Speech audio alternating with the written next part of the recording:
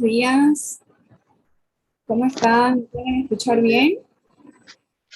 Buen día, ingeniera. Sí, sí, se la escucha Buen bien. día. Gracias. Yo corté la música, por si acaso. Ustedes ya están en modo festejo, ¿no?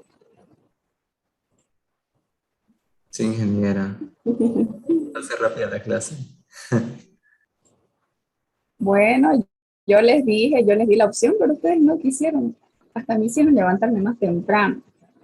Quería, según yo, es como los memes cuando uno dice que se va a levantar tarde el domingo y al final se despierta súper temprano. Sí, eso me pasó ahora. Me acordé que tenía que dar Sani y me tuve que levantar. Pero bueno, vamos a empezar rapidito para de una vez terminar y ya cada uno haga sus cosas. A ver, vamos a ver la última parte, que son algunas consideraciones que nos faltan como complemento nada más. Eh, algunos parámetros de las cámaras, como yo les había mencionado, entonces eso es lo que vamos a ver hoy.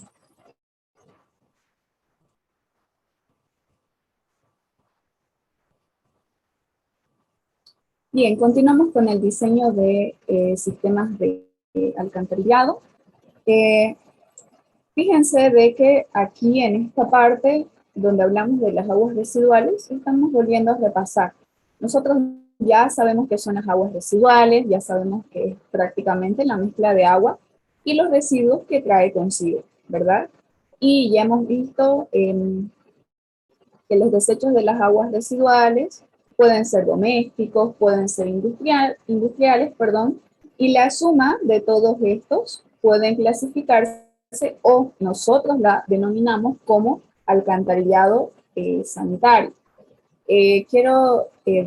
Bueno, de las más o menos yo que me acuerde en los exámenes que yo he podido estar presente, por ejemplo, hay algunas preguntas, como esta que es bastante sencillita, que una vez escuché y que me sorprendió que no puedan responder. Y fíjense que aquí está la respuesta.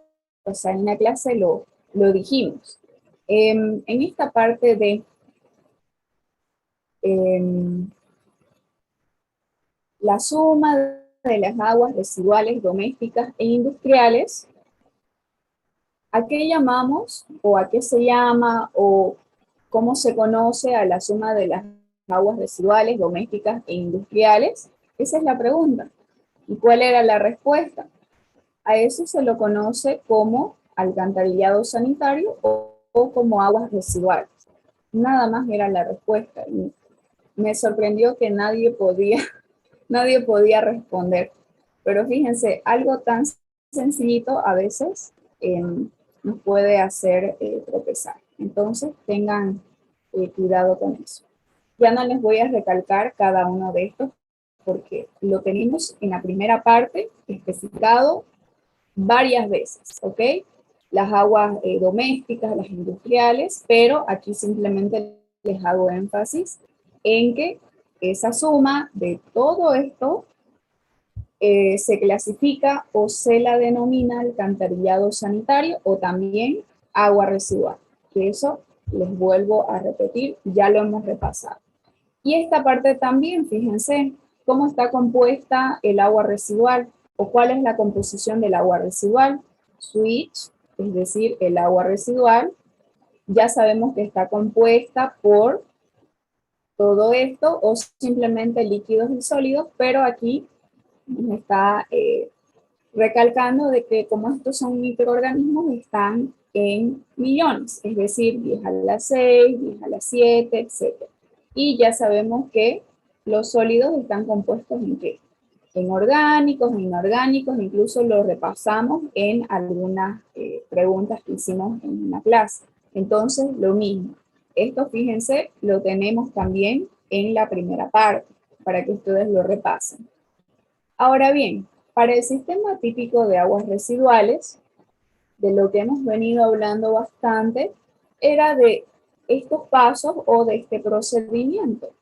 Dijimos, bueno, vamos a tener ese sistema de recolección de las aguas residuales, vamos a recolectar las aguas y puede haber casos en que dijimos, no vamos a poder llevar el agua por gravedad, o nuestro sistema no siempre va a funcionar por gravedad, entonces vamos a necesitar de una estación de bombeo.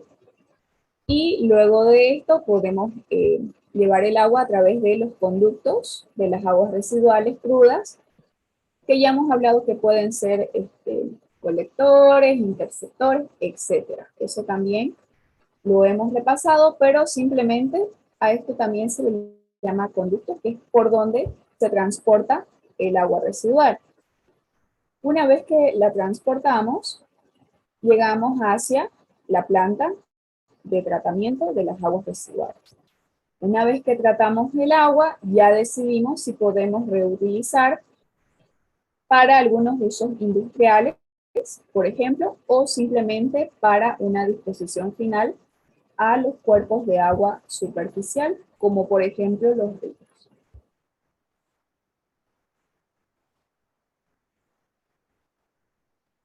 Bien, aquí simplemente para el diseño de sistemas de alcantarillado, que es de lo que venimos hablando, vamos a ver vamos a mencionar una pequeña diferencia entre el diseño de abastecimiento y lo que nosotros estamos viendo es la parte de alcantarillado. Entonces es súper sencillo. ¿Cuál es esa diferencia?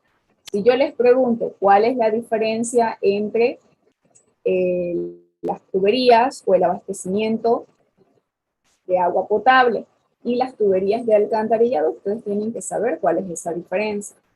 ¿Por qué? No solamente porque ya llevaron años uno, sino porque es bastante evidente y ya lo hemos venido también mencionando. Primero que todo, si hablamos de tuberías de abastecimiento, estamos hablando de agua potable, ¿verdad? Entonces, estas tuberías de abastecimiento llevan el agua pura, ¿verdad? No contienen ningún tipo de partículas sólidas, ya sean orgánicas o inorgánicas. Entonces, es simplemente el agua limpia. Cuando estamos haciendo referencia a que estas tuberías de abastecimiento llevan el agua bajo presión. Entonces, en este caso, puede llevar, por ejemplo, se puede llevar el agua de arriba hacia abajo, etc. Mientras que nosotros dijimos, bueno, en las tuberías de alcantarillado tenemos que intentar que el agua... En vez de ganar tu periodo. ¿Alguien tiene su micrófono activado, por favor? ¿Será que se pueden fijar?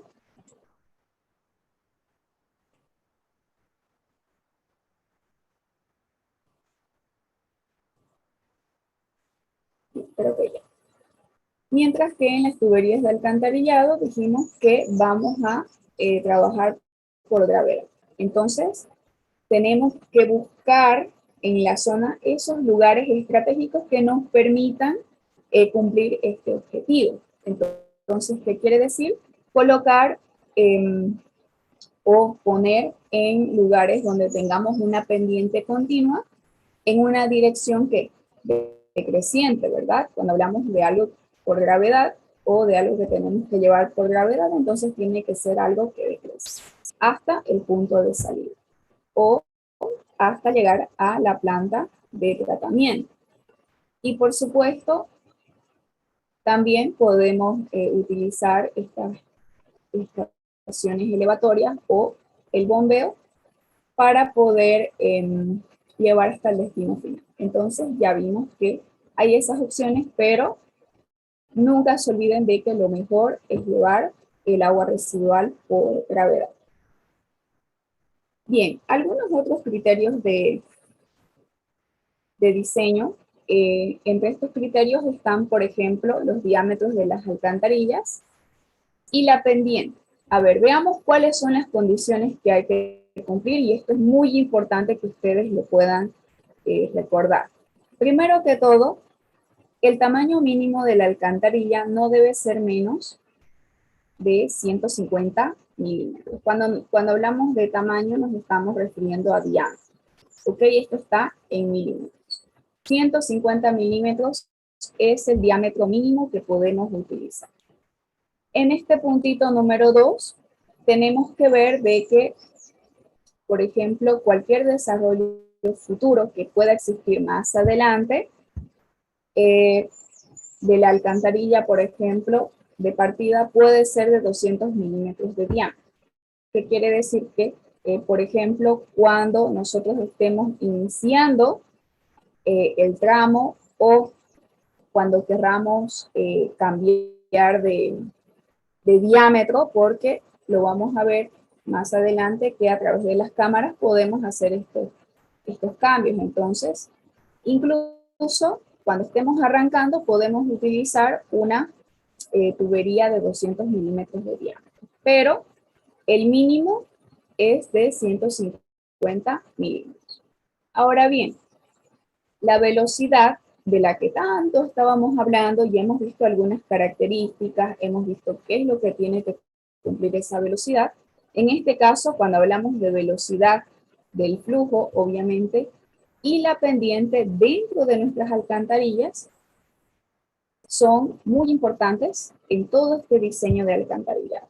Entonces, lo vamos a volver a recordar aquí. Fíjense, tenemos que cumplir con una velocidad de autolimpieza de 60 centímetros segundos u 80 centímetros segundos. Entonces, esto es lo mismo que 0.6 metros por segundo, 0.8 metros por segundo. Y obviamente debemos observar de que esto pueda mantenerse en el flujo pico actual y también en el flujo pico máximo respectivamente, que quiere decir que tenemos que observar de que estas velocidades se cumplan cuando tengamos un flujo en las horas picos y también no solamente en un pico actual, sino también en un pico máximo. ¿Qué quiere decir esto también? Así como nosotros analizábamos qué suceden con las precipitaciones máximas, qué suceden con las precipitaciones mínimas, entonces de la misma manera tenemos que ser conscientes de que vamos a tener un flujo pico máximo y también uno actual que se considera también como un mínimo. Pero estas velocidades tienen que estar, tienen que ser correspondientes a estas situaciones. Y no está complicado, ¿verdad? En el pico máximo que tengamos estas velocidades tiene que ser lo correcto. De lo contrario, ya sabemos que no se va a producir la autolimpieza, se nos van a quedar los sólidos y ya hemos visto los problemas que esto nos puede causar. Ahora bien, haciendo referencia nuevamente a la sección de nuestras alcantarillas, tenemos que diseñar para condiciones de un flujo parcial y lo hemos observado en la hidráulica de tuberías. Asócienlo a eso que hemos visto. Hemos visto una tablita donde hemos podido verificar más o menos con qué calado tenemos que trabajar, con qué velocidad, dónde está el caudal máximo, dónde está esto otro, etcétera, dónde está la eficiencia máxima. Entonces, con eso está relacionado esto y nos lo está volviendo a repetir, fíjense. Para condiciones de flujo parcial, ya sabemos que tenemos que trabajar con 0,80. ¿De qué? De la profundidad o de el calado Y. Entonces, ¿para qué es esto? Para las condiciones de flujo pico máximo. ¿Qué quiere decir? Para el flujo máximo, simplemente. Ese 0,80 lo hemos visto en la tablita de las características o de las condiciones hidráulicas que repasamos con la ecuación de Manning. Es exactamente lo mismo. Ingeniera, Alejandra. eso que dice 0,80 se refiere a lo que es la capacidad, ¿no? O sea, con el 80% de la capacidad de la tubería, ¿no? Exactamente. Ajá. Con el 80% del calado o la profundidad, que es la capacidad. Ajá. Bien, entonces, hablando también, seguimos con las velocidades. Fíjense, estas velocidades no pueden ser menores a 0,3 metros por segundo ni mayores que 3 metros por segundo. Es decir, la velocidad mínima, ¿cuánto tiene que ser? La velocidad mínima que va a pasar por las tuberías, 0.3 metros por segundo. Y la máxima tiene que ser 3. Entonces, esto es muy importante a la hora del diseño, porque velocidades y pendientes es lo que a nosotros prácticamente nos enmarca cómo va a funcionar nuestra red, ¿verdad? Que cumpla velocidades, que cumpla pendientes, porque la pendiente nos describe si estamos yendo por gravedad o no. Entonces, es muy importante. Ahora, ¿cuál es esa velocidad del flujo? Es decir, la velocidad óptima para la autolimpieza. Ya lo vimos en el cuadrito pasado. De 0,6 a 0,8, ¿verdad? Y aquí, para las condiciones actuales, es 0.6. Pero fíjense, me voy a volver atrás. Es lo mismo que 60 y 80 centímetros por segundo. Entonces, van a haber cosas que se repiten. Así que antes de empezar la clase, por eso les dije, empecemos un poquito más. Me estaba fijando para borrar algunas cosas que se repiten o algo que está un poquito, hay que trabajar también en las diapositivas, somos conscientes de eso. Hay que mejorarlas. Me estaba fijando eso. Entonces, fíjense nuevamente 0.6 para la autolimpieza. Ahora, para una mayor velocidad, ¿qué nos tiene que implicar? Nos tiene que implicar, si queremos tener una mayor velocidad, tenemos que tener pendientes más pronunciadas. Y si tenemos pendientes más pronunciadas, vamos a tener una excavación adicional. ¿Queremos tener más pendientes? Ah, bueno, entonces tenemos que excavar más. Entonces, relacionen esas tres cosas. Velocidad mayor, ¿qué implica? Implica mayor pendiente. Y mayor pendiente nos implica mayor excavación. Entonces, ahí está, esa relación igual, es muy importante. Bien, seguimos con las velocidades. Fíjense que hay varias características que se relacionan a la velocidad. La velocidad del flujo puede disminuir cuando el flujo es menor que medio lleno. Aquí está relacionado con la relación que habíamos visto en la clase pasada de velocidad llena y simplemente velocidad. Entonces, esto de acá es nada más una relación que vimos. Si es mayor a tanto, si es menor a tanto. Entonces, no es algo tan relevante. Simplemente es como para una verificación de algunos coeficientes como beta, también A y alfa. Pero esto de acá, como yo les decía, el doctor Francisco García no lo considera relevante. ¿Por qué? Porque ya dijimos que chequeamos pendientes y chequeamos velocidades con la ecuación de Mann. Entonces, de todas maneras, si ustedes lo quieren verificar o repasar, pueden buscarse las tablitas que verifican esto para que sepan cómo se lo puede estimar, pero si a ustedes les preguntan, ¿cómo yo puedo verificar que mi pendiente y mi velocidad sea la correcta? Ustedes tienen que responder utilizando la ecuación de Mann. Entonces, nuevamente se los recalco para que no se les vaya a olvidar. Bien, la velocidad del flujo también es máxima cuando tengamos una profundidad de 0,82 respecto de D. Estamos hablando del diámetro, ¿verdad? De la misma manera, si ustedes recuerdan, en Sanitaria 1, igual repasamos esta parte. Si lo tienen en el texto, si ustedes tienen el texto, ahí lo van a volver a encontrar. Es simplemente una característica de la velocidad. Y también la capacidad del caudal de nuestra alcantarilla es máxima cuando la profundidad del flujo es aproximadamente 0,9. Eso también lo hemos visto en la tablita, ¿se acuerdan? Algo es al 0,80 y había otra cosa del 90%, que era el caudal, ¿se acuerdan?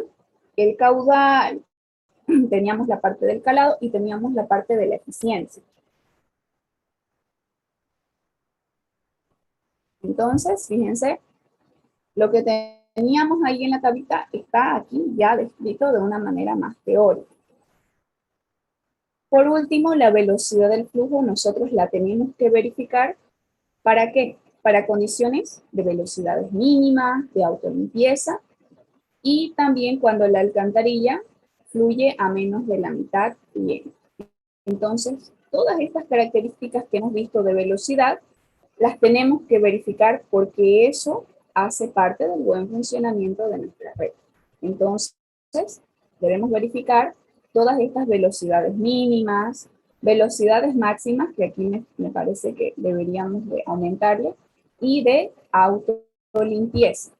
Además, no es muy común, pero si es el caso, me imagino que no es un caso común, cuando nuestra alcantarilla tenga un caudal a la mitad, porque ya vimos que tenemos que trabajar con 0,80, 0,82. Entonces, este sería un caso bastante particular. Pero verifiquemos las velocidades mínimas, máximas de autolimpieza para ver que cumpla con todos estos parámetros que acabamos de analizar para la velocidad. Ahora bien, fíjense, ahí tenemos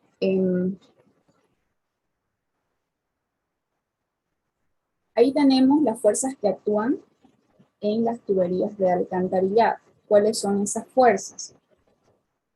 Primero que todo, tenemos la presión interna de aguas residuales, que quiere decir que prácticamente nuestra tubería tiene que resistir a esas presiones.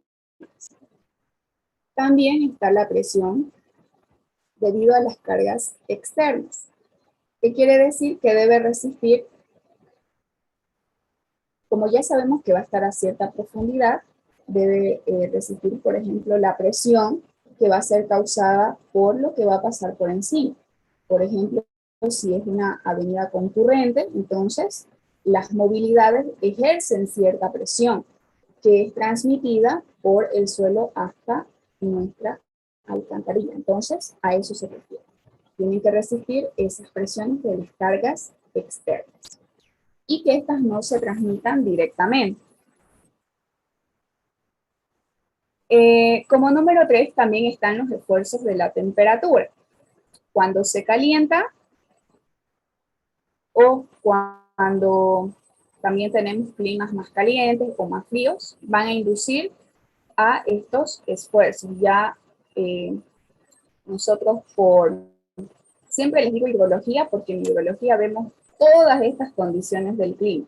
Entonces, para mí, como ustedes ya llevaron, se me hace mucho más fácil darles ese ejemplo que darles un ejemplo que no hayamos visto.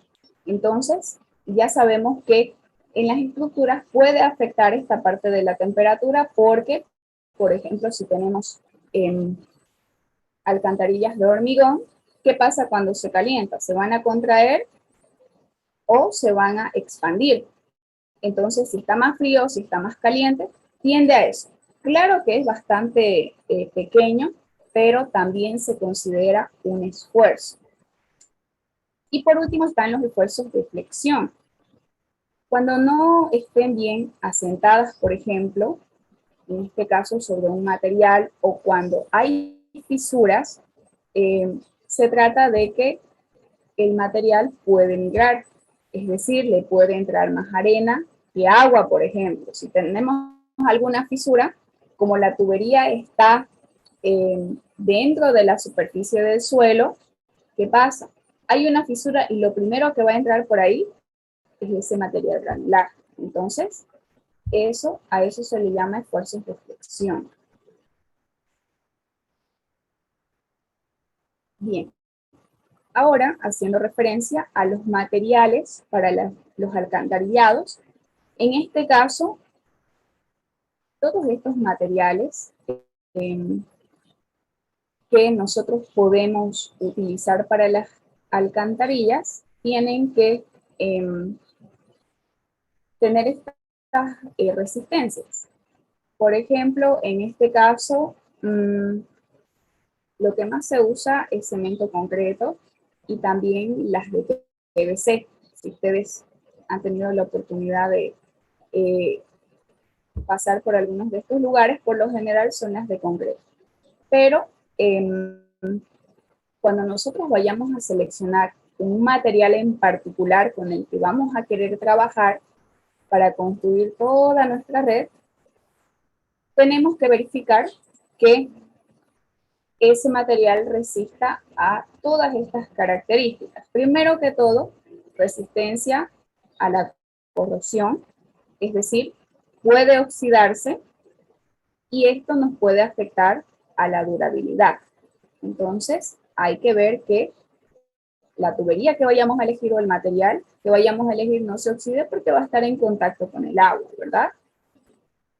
Además de que sabemos que como las tuberías llevan esta agua residual, va a tener diferentes componentes que pueden ser tóxicos, nocivos, etcétera, y puede afectar directamente a las paredes de nuestra tubería. Entonces son muchos factores, pero tenemos que ver que sea resistente a la corrosión. También está la resistencia a la abrasión, que esto está referido con los esfuerzos de corte sobre la tubería, de los que estábamos hablando en el cuadro pasado.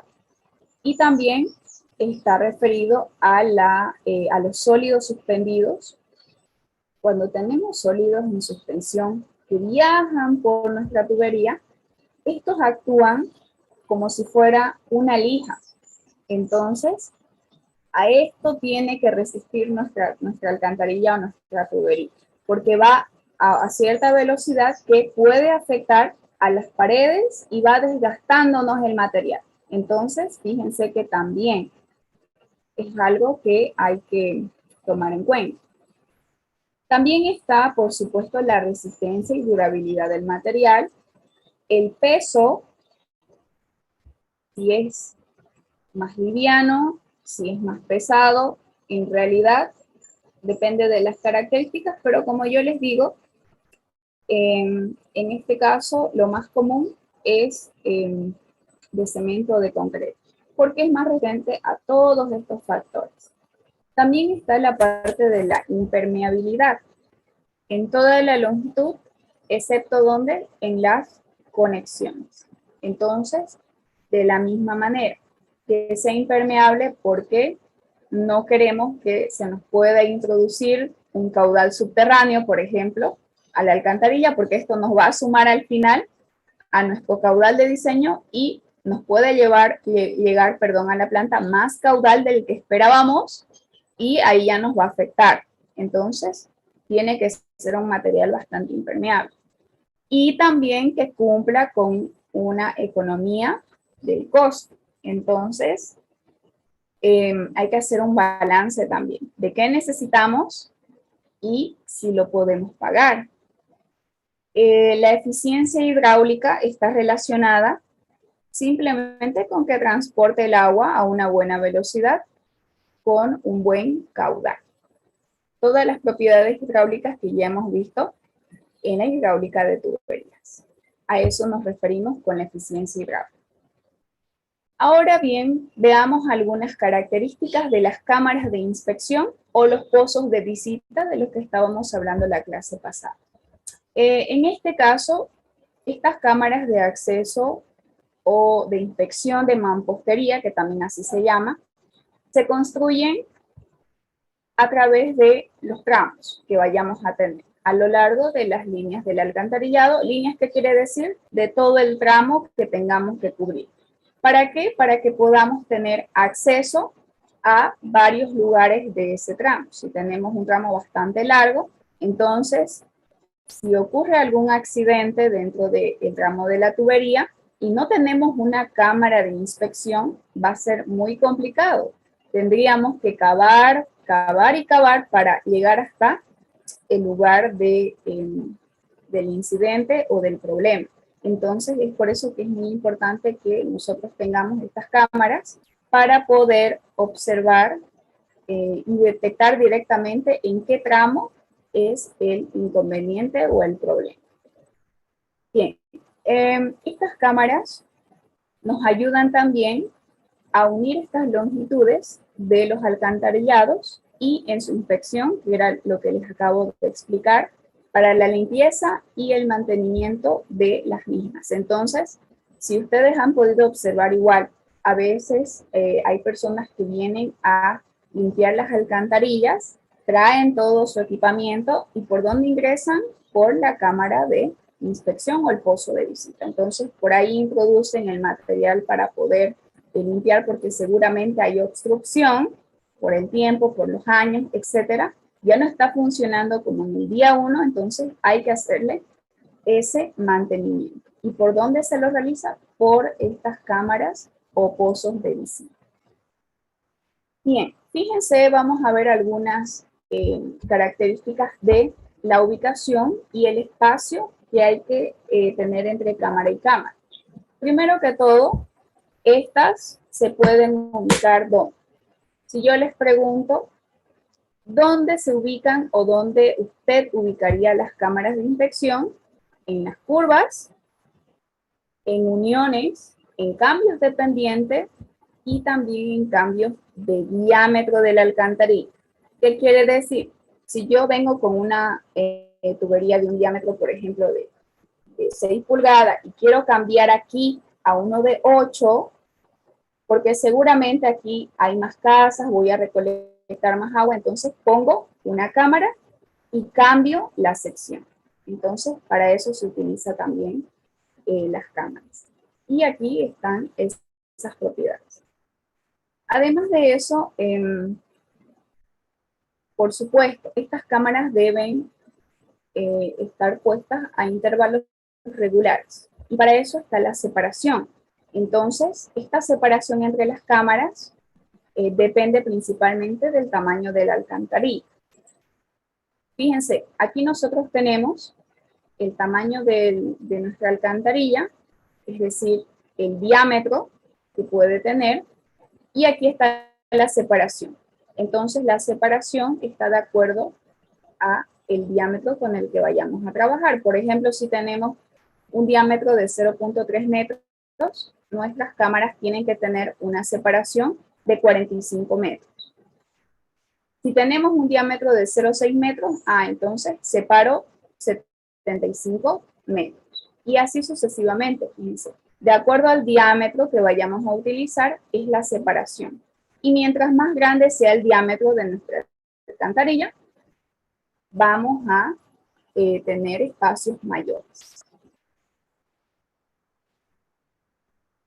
Bien, de acuerdo a la profundidad, también estas cámaras se clasifican. Tenemos las cámaras superficiales que son poco profundas. Más o menos están o pueden estar entre 0,7 a 0,9 metros de profundidad. ¿Y dónde se construyen estas cámaras superficiales? Al inicio de un ramal, por ejemplo. O donde no tengamos un tráfico muy pesado. Entonces, ahí construimos estas cámaras poco profundas. Las cámaras normales, más o menos, fíjense, la profundidad, 1.5 de profundidad y se construyen en secciones transversales cuadradas. ¿Qué quiere decir? De 1 por 1 o también rectangulares. Y esta sección no va a cambiar respecto a la profundidad. Entonces, fíjense que las cámaras normales son más profundas que obviamente las superficiales. Entonces, cuando ustedes estén repasando, ese es el tip para que se den cuenta. Las superficiales están a esta profundidad, las normales a estas otras, y están las profundas que pueden ser mayores a 1.5 metros de profundidad. Pueden estar ubicadas a más de 1.5 metros de profundidad. Entonces, por lo general, la sección no es la misma, pero podemos, en este caso, reducir el tamaño en la parte superior. ¿Qué quiere decir? Vamos a ver un esquema aquí. Fíjense, este es el esquema más habitual o más común de una cámara, donde, fíjense, ve que en este caso aquí nosotros tenemos la parte de la tubería, por aquí ingresa, ¿ok? Tenemos el nivel de la calle, que por supuesto está dada, fíjense, aquí está el terreno. Este es el nivel de la calle, tenemos la tapa de ingreso a nuestra cámara, por donde pueden ingresar las personas a verificar qué ocurre con la tubería, si existiera algún tipo de problema. Aquí por lo general esta tapita es de 0,6 a 0,5 metros o 50 centímetros a 60 centímetros.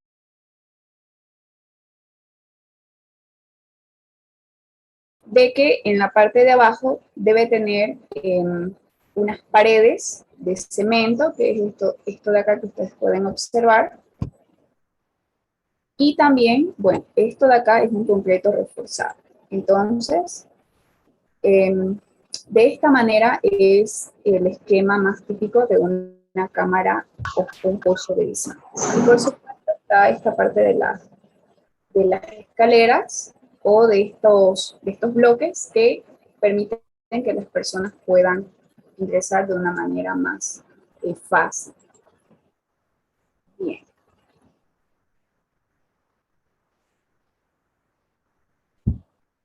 Vamos a hacer referencia ahora de manera bastante rápida a las estaciones de elevación. ¿A qué llamamos estaciones de elevación? Prácticamente nosotros utilizamos esto cuando queremos elevar y transportar el agua residual, por ejemplo, en los sistemas de alcantarillado, cuando no podamos trabajar por gravedad. Cuando trabajar por gravedad ya no sea una opción. En el último de los casos, utilizamos una estación de elevación o una estación de bombeo, que es lo mismo. Entonces, solamente cuando no sea posible trabajar por gravedad, entonces ponemos la estación elevatoria. Y, por supuesto, en este caso, las alcantarillas, cuando estamos en la dirección hacia la planta de tratamiento, pueden ir aumentando en cuanto a la profundidad, porque ya vimos que el terreno nunca es uniforme. Entonces podemos ir cambiando de pendiente y va a llegar el punto donde ya no se nos va a hacer práctico continuar el flujo por gravedad. Entonces, esto lo podemos hacer, pero tendríamos que quizás excavar más o rellenar el terreno, y también puede ser antieconómico por el costo de la excavación o del relleno. Por lo general la excavación. Y entonces, en estos casos decimos, bueno, vamos a tener que poner una estación elevatoria porque no hay de otra. En estos lugares nosotros podemos instalar esta estación elevatoria para llevar el agua de un punto más bajo a un punto más alto, y también podría ser directamente, por ejemplo, hacia una cámara. En este caso, puede ser hacia un pozo de visita, lo que nos toque en ese tramo, pero siempre de un nivel inferior a un nivel superior. ¿Por qué? Porque para eso estamos utilizando esta estación. Prácticamente esta estación es como una cámara de inspección, pero mucho más grande, y está equipada con una bomba sumergida que funciona con un control de flotador. Este control de flotador está dado por que este flotador puede detectar el nivel de agua que existe dentro de la estación. Hay diferentes modelos, pero el funcionamiento es similar. Entonces, este control flotador nos puede detectar el nivel máximo para luego descargar o transportar el agua. Entonces, funciona de esa manera. Y, por supuesto, para las estaciones elevatorias, nosotros podemos proporcionar esta bomba sumergible, que fíjense que esto está relacionado con el flujo en tiempo cero.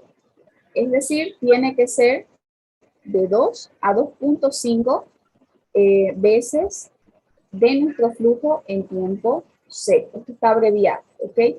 Y así como sé que hay algunas personas que están también en obras conmigo, entonces, así como por ejemplo para las turbinas, en una presa no podemos utilizar solamente una porque si se nos frega, ¿qué va a pasar? Va a dejar de funcionar toda nuestra central hidroeléctrica. De la misma manera, tenemos que tener mínimo 2 de estos equipos, porque si en el caso deje de funcionar uno, por alguna falla, cualquier problema que pueda existir, el otro va a seguir funcionando. Entonces, aquí también está abreviado, por lo general, o lo recomendable es tener 2, porque uno no puede ser, no nos puede soportar cuando deje de funcionar, va a dejar de funcionar nuestra estación de bombeo y todo va a parar. Entonces, es por eso que se recomienda 2. Esta estación de elevación también, nosotros la podemos optar por construirla cuando tengamos un flujo máximo de diseño inferior a 1000 litros por metro. En este caso está, si no me equivoco. Pero hay flujos máximos para utilizar una estación elevatoria y están relacionados también, obviamente, con el caudal.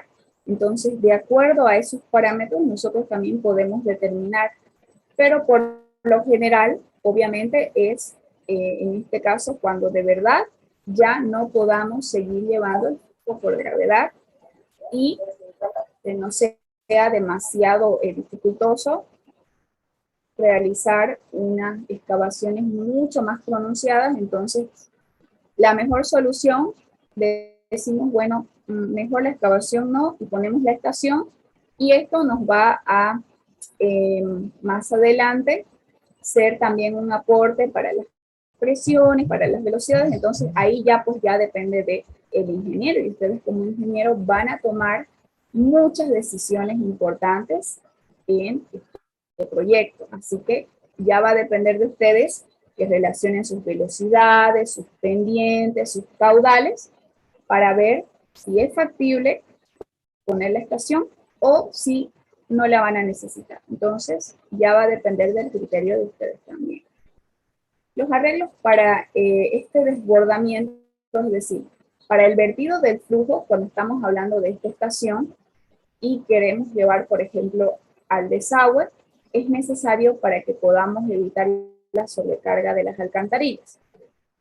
¿Qué quiere decir? Que también nosotros tenemos que tomar en cuenta cómo estamos llevando el flujo y tomar en cuenta esta parte del control del flotador, tomar en cuenta esas características para observar dónde está el nivel mínimo, dónde está el nivel máximo y evitar que tengamos esta sobrecarga en nuestras alcantarillas del caudal y que todo vaya a 0.8 del diámetro o el calado que ya sabemos cuánto tiene que ser. Ahora fíjense, aquí tenemos un plano de una Ingeniera, estación, ¿sí? va a disculpar, tengo un examen de tráfico y transporte. ¿Será que puede tomar mi asistencia, por favor? Sí, ya la tomé, no se preocupe, en la sesión Gracias, pasada. ingeniera. ¿Me puedo salir entonces? Claro que sí puedo. Bien, entonces vamos a continuar. Les decía que tenemos aquí un plano de una estación de bombeo, donde en este caso, aquí nosotros tenemos el ingreso del agua, fíjense, con esta flechita nos está marcando el ingreso del agua. Aquí a esto se le llama cámara de ingreso, por la misma razón de que la tubería está ingresando con el agua y va a pasar por este proceso donde aquí se realiza una limpieza que se la denomina también limpieza mecánica, donde se sacan, por ejemplo, los sólidos grandes en suspensión que podamos tener, como por ejemplo esas bolsas de los dulces, algunos plásticos, tapas de botellas, etcétera. También fíjense que aquí en la estación se hace ese trabajo. Entonces, todos esos sólidos se separan a través de una correa colectora, se le llama así, correa colectora, hacia un depósito que es este de acá. ¿Ok? Esto es algo que, fíjense, como las cámaras que tienen las rejillitas, donde podemos en esas rejillitas atrapar a todos esos sólidos que sean grandes, y de esa manera funciona. Luego el agua se puede transportar aquí, o se separa a través de una correa colectora y llega hacia este proceso. Luego de eso, por supuesto, una vez que ingresa aquí, ya prácticamente en esta parte es donde entra el agua limpia. Aquí ya hemos dejado todos esos sólidos y aquí ya entra el agua limpia, limpia de esos sólidos más grandes, ¿ok? Donde está en el pozo, se le llama también el pozo de colección a una cierta altura, ¿ok? Y al momento que empieza a bombear, que aquí están las bombas, desciende el agua de golpe. Entonces, hay que tener un nivel requerido cuando operan las bombas en conjunto. Entonces, fíjense que estos equipos también tienen que estar nivelados para la parte de el flujo del agua y ver que todo cumpla con los parámetros. Por ejemplo, trabajar con ciertas presiones, cuando va a llegar el agua a este punto, entonces se activan las bombas y por aquí sale con otra intensidad. Seguramente con una mayor intensidad porque lo que queremos es elevar el agua, ¿verdad? Entonces, de esa manera general trabajan estos equipos. Aquí fíjense, tenemos un esquema de la misma estación, pero este está en corte.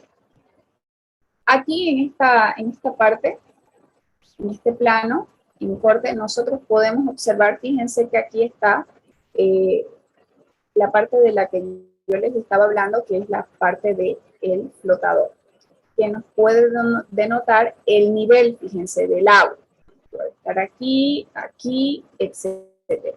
Ahora bien, aquí nosotros tenemos una reja, donde por lo general es para poder observar lo que está pasando, o un espacio para poder observar todo lo que esté pasando en nuestra estación.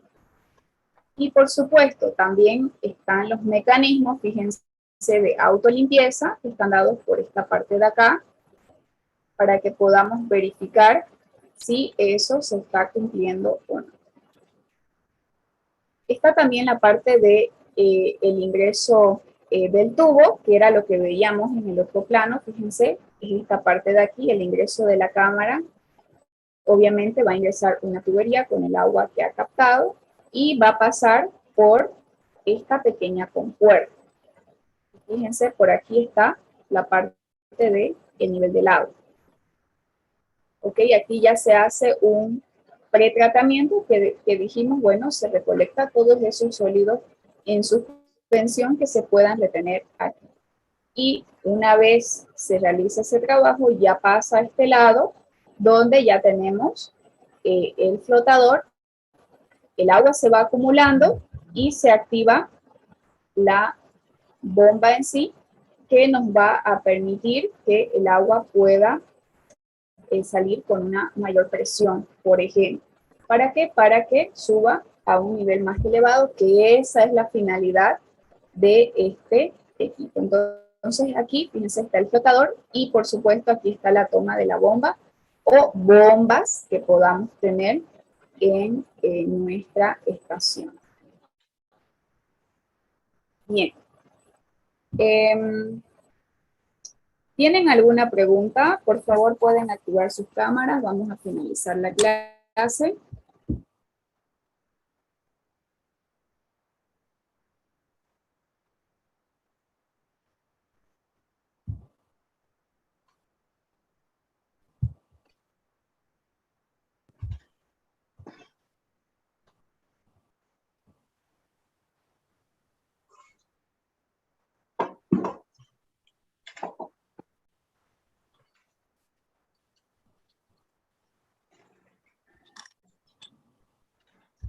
¿Tienen preguntas? Ingeniera, ese dibujo que mostró al final es medio parecido, ¿cómo se llama? La estación de elevación. Es medio parecido a lo que es la cámara de inspección, ¿no? Sí, exactamente. Por eso se dice que es como una cámara, pero más grande. Ah, ya. Exacto. Y tipo, en la cámara de inspección pasan así a los rectos las tuberías, pero aquí parece que El se agua tiene coloca. que pasar por varios espacios. Ahí también se aprovecha esa parte de retener los sólidos más grandes, etcétera. Ah, Pero también depende de dónde esté ubicado. Por ejemplo, ustedes han visto en Sanitaria 1 la parte del privado, ¿se acuerdan? Entonces en el privado se retienen todos esos sólidos, etcétera, pero porque es el primer equipo, retenemos las botellas, los plásticos, las bolsas, etcétera. Ahora pongámonos a pensar un poquito. No le vamos a poner este mecanismo a nuestra estación de bombeo si ya estamos como que en el final, para ya impulsar el agua que quizás vamos a desechar o desembocar en el río o sea, a la planta. Entonces, ahí ya como que el agua ya no va a llegar con tanto material porque va a pasar por los distintos procesos. Entonces, si está al inicio, pienso que el énfasis es el énfasis ahí un poquito más grande porque como está al inicio, entonces está recibiendo el agua con todo, absolutamente todas las basuras y todo.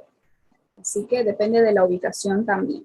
Hay diferentes modelos, pero los que yo les mostré son los más típicos, que consideran esa parte para retener esos sólidos más grandes.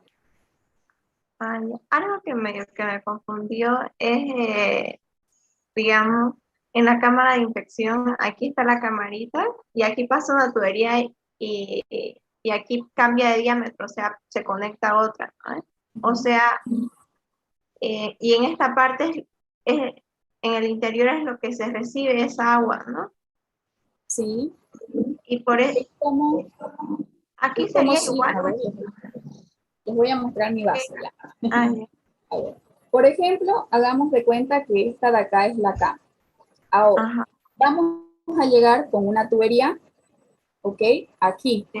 El agua va a pasar, obviamente, por aquí. Y si queremos cambiar de diámetro, entonces aquí ya le vamos a conectar el otro diámetro. ¿Se dan cuenta? Ah, sí. Aquí ya sale el otro diámetro. Le conectamos el diámetro, por ejemplo, de 8 pulgadas. Conectamos aquí y ya cambiamos ese tramo con ese otro diámetro. Pero aquí hemos llegado con el de 6 pulgadas.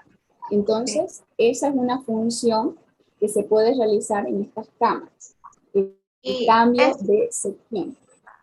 eso sucedería también así como lo explicó en lo que es esto de la estación de elevación, así como, ¿o no? En la estación de elevación, sí, si ustedes lo precisan también, por ejemplo, entra la tubería, vimos por dónde entra el agua, cómo se Ajá. recibe, etcétera. Y al salir, si ustedes necesitan una tubería de un diámetro mayor, entonces igual pueden aprovechar en conectar ese otro diámetro más grande. Es que Y lo que así, me confundió un poco es que en el dibujo vi que tenía una tubería adentro, digamos, adentro del sistema de elevación. una tubería, O no sé, pero vi algo rojito. era la bomba, es la bomba. A ver, les voy a volver a compartir.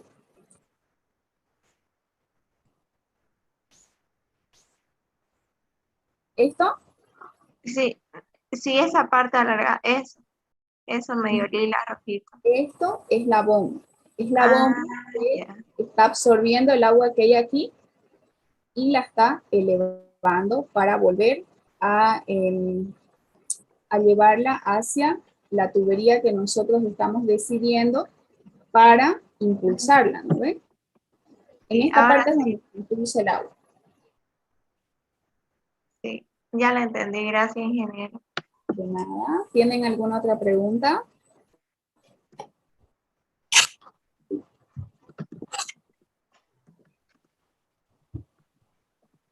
¿Ninguna? Ya los veo con caras de que ya se acabe esto. Ingeniera, a ver, una duda. ¿Sí? ¿Qué pasa si mi velocidad excede el 0,3 permitido? Excede el 0.3. 0.3 es lo mínimo. Es lo mínimo. Ujú. Si eso sucede, entonces tiene que verificar la pendiente. Verifique si Entonces, su pendiente, o cámbiela la pendiente, y con eso, como uno tendría que dice, a ver, recalcular jueguen ya. con este valor y vean qué pasa. Entonces, si no le cumple con eso, ya no va a estar dentro de la norma, porque la norma dice 0.3. Si usted tiene 0. Diferente de 0.3, entonces ya no está dentro de las normas y usted tiene que trabajar con la pendiente, verificar qué pasó ahí y cambie su pendiente hasta que le cumpla, porque eso sí o sí se tiene que cumplir. El 0.3 y el 3 tiene que ser algo que al final, cuando usted esté ya entregando su proyecto, tiene que cumplir eso. Y si no, imagínese, ya va a estar todo construido y Y con falla. Ingeniera, gracias. de nada. Ya. Ustedes tienen pendiente sus exámenes, entonces yo me imagino que va a ser para el año. Para el año va a ser. Ojalá. Mejor sí, para la... Oye, ingeniera, pero me ¿Sí? tinca también que va a ser un solo examen, ¿no? No Ahí sé, sí que no, fregamos todito. no invoque eso. Usted, Yeah. como dice el doctor dice que él es boca salada, que cuando dice algo, y eso es verdad, cuando dice algo, se cumple. ¿Y saben qué me pasó con algo tan simple? Y desde ahí yo le digo, usted de verdad es torpe. Una vez fuimos a dejar unos planos y yo no le hice caso. Yo le dije, no voy a ir en este micro de acá porque yo tenía que irme a otro lado, tenía que pasar a recoger algo. Y me dice, no, mejor pedite nomás un Uber o un taxi porque va a llover. Y yo, no, pero, o sea, estaba el sol así, había llovido ese día. No, pues yo me subí al micro y 2 segundos antes de que me baje, donde me tenía que bajar, llovió como si no hubiera un mañana. Y me dijo, te vas a mojar, y no sé qué. Fíjense que en algo tan sencillito. Y ahora imagínense en lo demás. Así que yo por eso siempre le hago caso. Porque ya sé cómo es. Pero no sé si usted es así, Roberto. Así que no lo... Ojalá que no. Ojalá que no.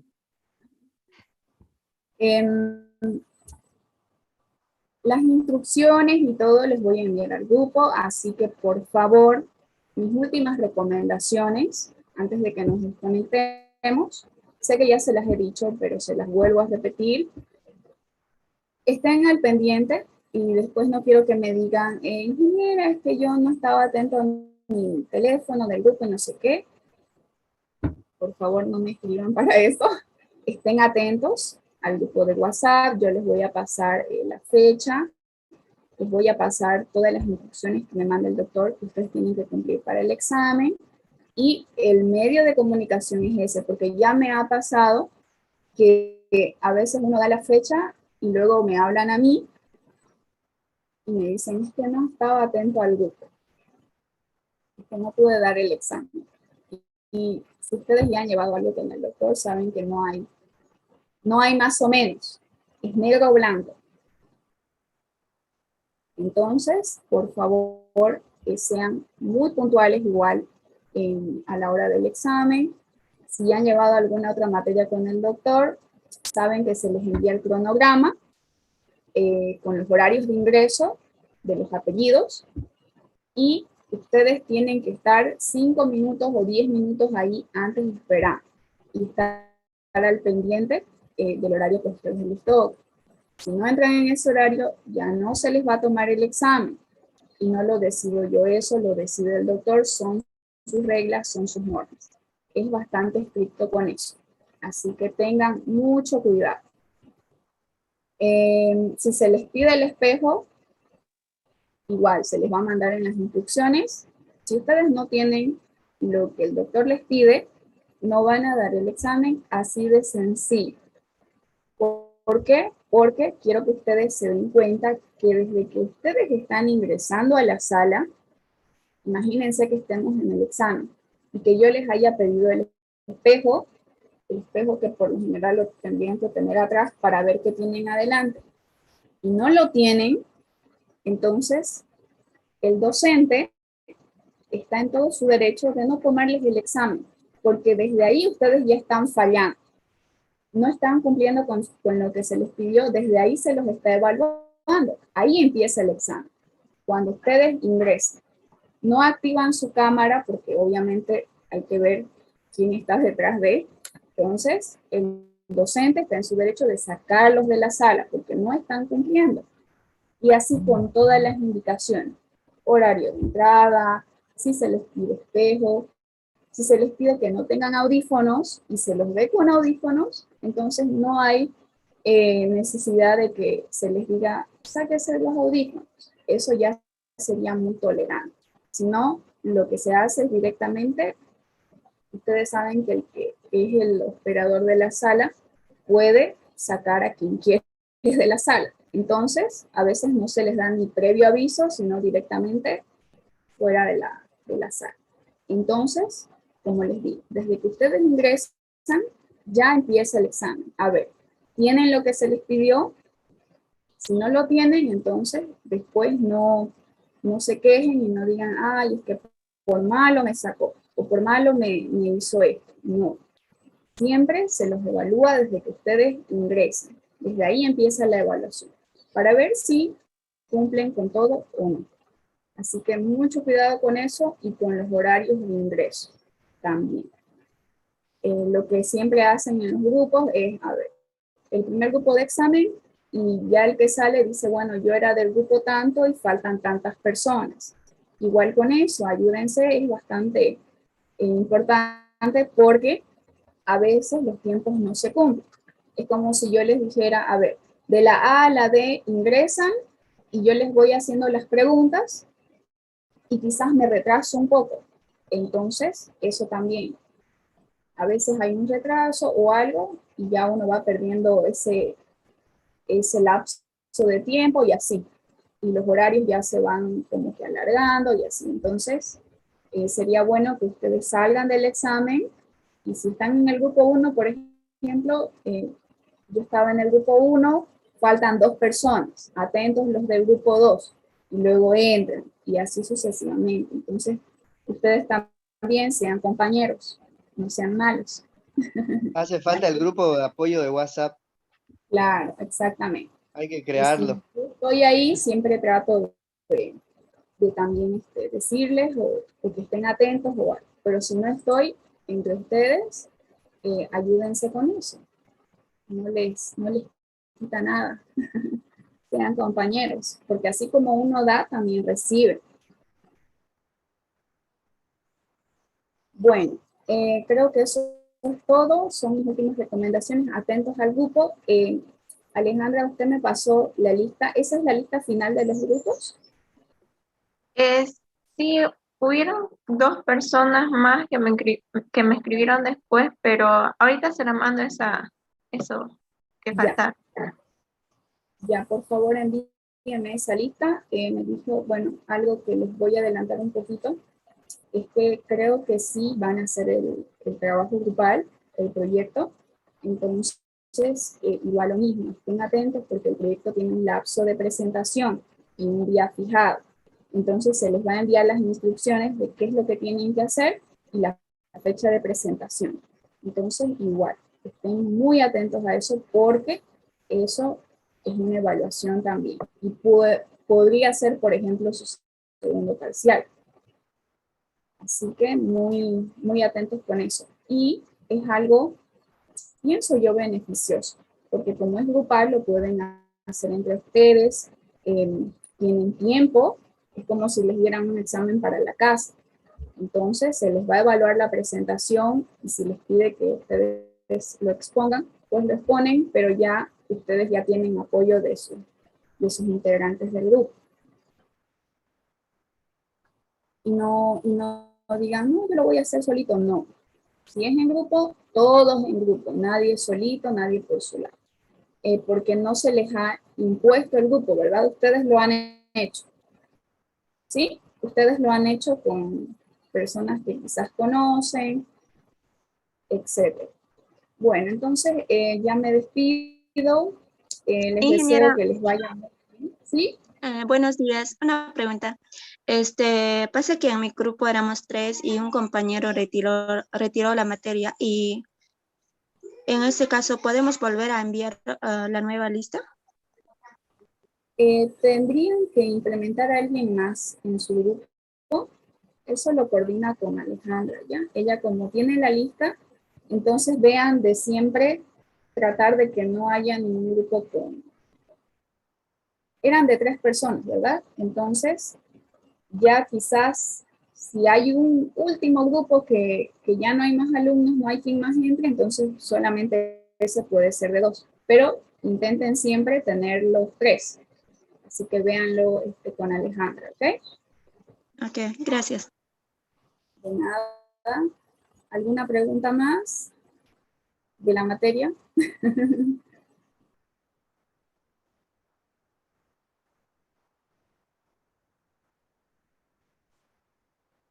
Bueno, entonces ya nos despedimos. Les deseo feliz Navidad. Que pasen. Igualmente, ingeniera. Igualmente, ingeniera. Lo más importante es la familia. Así Exacto. que no se falten a sus familiares, salgan de sus cuevas. Es lo más importante porque después, cuando alguien nos falta, es cuando uno dice, ¿por qué no hice esto? ¿Por qué no salí? ¿Por qué no compartí? ¿Por qué no? Así que eso es lo más importante, al menos en estos tiempos. Les agradezco mucho a las personas que siempre asistieron, que siempre se conectaron a las clases. Les deseo que les vaya muy, muy bien. Y yo soy muy agradecida con el doctor por darme el espacio y la oportunidad de poder enseñarles, porque es algo que me gusta. Así que soy muy agradecida y me siento muy bendecida por eso, por las oportunidades que nos da y por las oportunidades que he tenido este año también. Y espero que para ustedes igual todo haya sido positivo y que para el año sea mucho mejor. Así que con trabajo, con esfuerzo y con sacrificio, ustedes pueden lograr todo lo que quieran en sus vidas. Y sé que la meta más cercana o la más pronta es que ustedes quieren ser ingenieros. Así que pongan todo de ustedes. Pongan todo y van a ver que les va a ir muy bien. Pero tampoco esperen no sacrificarse, no estudiar y aprobar. Entonces, todo tiene, era como les decía, a veces lo que nosotros damos, al final lo volvemos a recibir. Si ustedes le ponen empeño y le ponen de su tiempo, van a ver que les va a ir muy bien. Así que les deseo que les vaya muy bien en SANI y espero verlos en obras. Espero el otro semestre verlos en obras. Y espero que lleven conmigo o con el doctor, bueno, porque van a aprender mucho. ¿Verdad, Álvaro? Él está en obras también, está en SANI y está en obras, así que se va a partir en 5 cuando toquen los exámenes. Pero el contenido de obras es bastante bonito y es bastante completo. Creo que no les tengo que explicar porque ya eso se compara entre otro grupo, pero ya ustedes vean en la balanza qué es lo que quieren aprender para ser ingenieros. Es muy importante. Bueno, yo se los digo así porque a mí me gusta pues esta rama, ¿no? Ya no sé si ustedes seguramente tienen preferencias entre carreteras, estructuras, no sé. Pero es importante. Y esto se los digo porque a veces uno dice, no, yo no me voy a graduar por esta mención porque yo voy a trabajar en carreteras o yo voy a trabajar en estructuras, pero no es así. A veces cuando uno sale, y más ahora que está un poquito más complicado por lo de la pandemia y demás, el trabajo no es el que uno quiere, sino el que uno encuentra. Y a veces quizás no va a ser de carreteras, quizás no va a ser de estructuras, quizás va a ser en una planta de tratamiento, en una red de alcantarillado. Entonces, no va a ser lo que ustedes quieren, pero que ustedes manejen todos estos conceptos ahí, en el momento de cuando ustedes ya estén ejerciendo, van a ver que les va a servir de mucho. Así que no lo hagan así sin ganas o sin si es que no les gusta, porque lo van a necesitar. Y van a después buscar sus apuntes, van a ver, ya los veo ya. Van a después estar ahí buscando sus libros. Pero siempre traten de poner todo en la misma posición, es decir, estructura, carretera, sanitaria o hidrosanitaria, como se llama la mención. Entonces, así, en un mismo nivel, y no este estudio más o este estudio menos, no.